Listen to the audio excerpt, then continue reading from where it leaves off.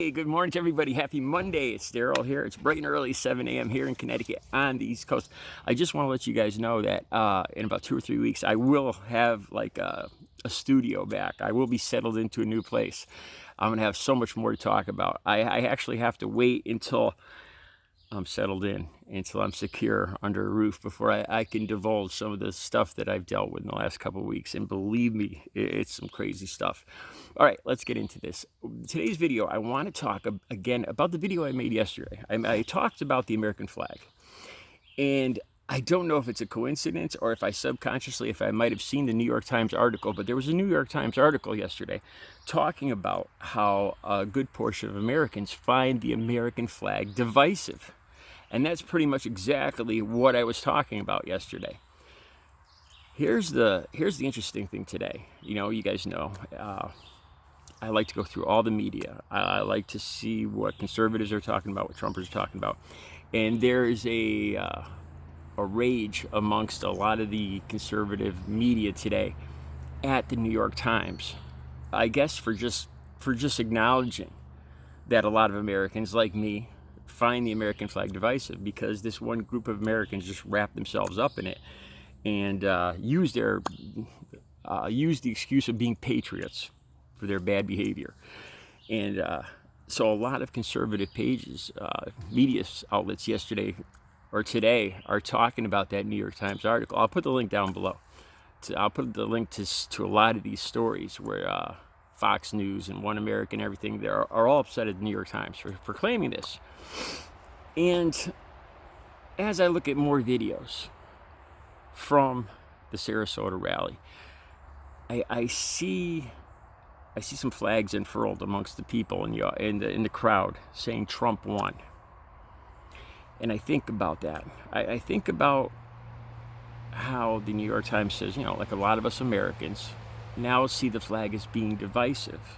Like when we see these big pickup trucks with the American flag flying out of the back, or the American flag plastered all over somebody's lawn or over somebody's body, you know, usually it's been, like I said, hijacked by this one group of people. And this is the thing. I think they paint themselves as patriots and they wrap themselves in this flag. And they use that as an excuse for their bad behavior. It's been 8 months now. It's been 8 months since the election. And there's not one single piece of evidence. If there's any evidence, please show it to America.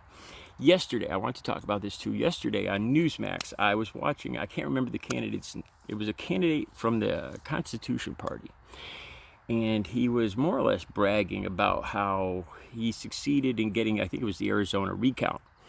And then he was explaining his methodology for getting judges to agree to ballot recounts. In other words, they want to keep doing this. They want to keep these recounts going on in Georgia, in Pennsylvania. And he explained that his methodology is just making it very simple for the judge. Just having finding one whistleblower, one claim. Like I think it's in Pennsylvania, this one claim that's already been debunked about a truck full of ballots or something like that.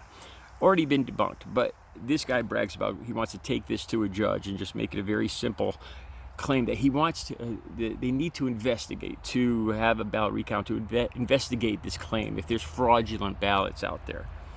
And the way that he explained this, if you really listen to it, he's talking about, it really sounds like he doesn't even really believe that there actually was fraud. It really sounds like his goal is more just to get the recount, just to substantiate a story, than to really spotlight any kind of fraud. So I think about that claim about a lot of Americans find the flag divisive, and this is exactly why. Because we have almost half of Americans, over a third of Americans, millions of Americans, still not acknowledging the actual president of the United States, still believing these ridiculous conspiracy theories that the last guy's going to come back, which can't happen in any legal sense, in any constitutional sense. It can't happen. and they wrap themselves in this flag. And it's actually embarrassment that these people have hijacked this flag.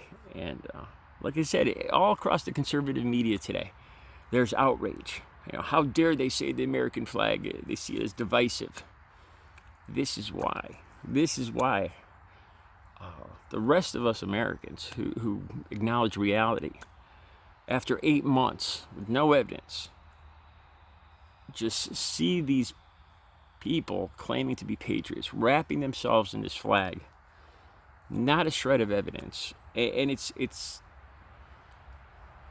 sullying our system, our democracy, every day.